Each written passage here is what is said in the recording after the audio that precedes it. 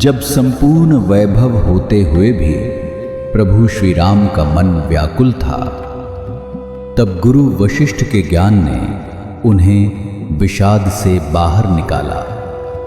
सुनिए बकुल जी की वाणी में। जय श्री राम।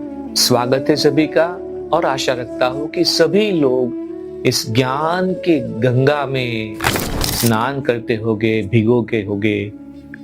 तो आज 23 मार्च है। देखते हैं आज श्लोक में क्या कहा जाता है। संवाद आगे बढ़ता है। श्लोक है, एषा जगज्जनगय जीर्णवल्ली सम्यक समालोक कुठारकृता वल्लिव विक्षुब्ध मनः अशरीरा भूयो नन संरोहति रामभद्र। अर्थ है, दृश्य संसार के रूप में जाने जाता है।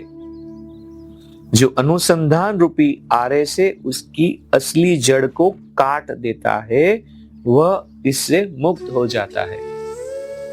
वशिष्ठ ने कहा, परब्रह्म अभेद अवस्था में सबसे व्याप्त रहता है और हर वस्तु भी अभेद रूप में रहती है, परंतु जब वह अपनी इच्छा से घनीभूत होती है तो ब्रह्मांडीय मन उत्पन्न होता है। देखो, ये उत्पत्ति है धैर्यशीलता के साथ पढ़ते भी जाना, सुनते भी जाना, क्योंकि इसमें बहुत सारे रहस्य खुलने वाले हैं। उस मन में विभिन्न तत्वों की उत्पत्ति का संकल्प अत्यंत सूक्ष्म रूप में होता है। इसका समेकित प्रभाव ज्योतिर्मय ब्रह्मांडीय पुरुष के रूप में होता है, जिसे ब्रह्मा कहते हैं, और जो सृष्टिकर्ता होता है। अतः यह सृष्टिकर्ता भी ब्रह्मांडीय मन के अतिरिक्त और कुछ नहीं। ब्रह्मांडीय मन, जैसे हमारा मन है वैसे ब्रह्मांडीय एक मन।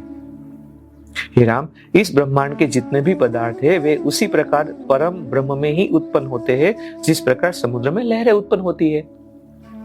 ब्रह्म के मन के इस अनुत्पन्न यानी कि अनुत्पन्न ब्रह्मांड में सृष्टिकर्ता अपने को अहम भाव के रूप में देखता है, और फिर ब्रह्मांडीय मन रूपी ब्रह्मा ब्रह्मांड का सृष्टिकर्ता रूपी ब्रह्मा बन जाता है। ब्रह्मांडीय मन की शक्ति ही ब्रह्मांड में विभिन्न रूपों में दिखाई देती है। कितना अद्भुत है। तरह तरह के अनंत जीव जंतु इस ब्रह्मांडीय मन में उत्पन्न होते हैं, जिन्हें विभिन्न नामों से जाना जाता है। जब ये विभिन्न जीव चेतना के अनंत आकाश में उत्पन्न होते हैं, तब ये तत्वों से रचे हुए प्रतीत होते हैं।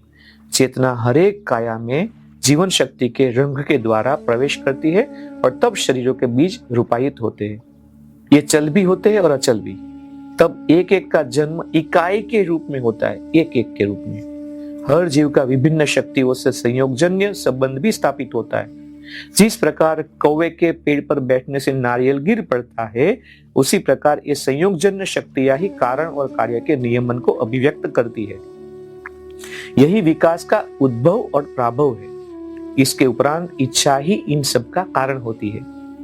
हे राम, इस प्रकार यही मन दृश्य संसार के रूप में जाना जाता है।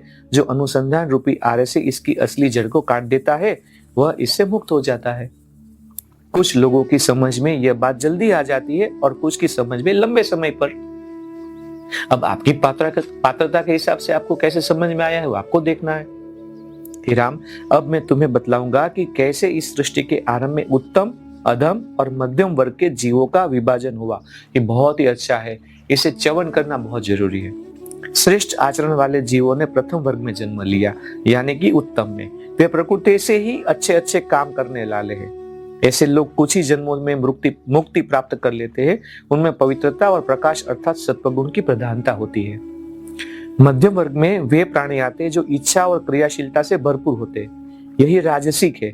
ये लोग मुक्ति प्राप्त करने के समीप होते हैं। इस संसार को त्यागने के बाद उस तक पहुंचते हैं। इनमें सत्व और राजस दोनों गुण होते हैं, और जो यानी कि ये अधम और ये जो मध्यम में आते हैं।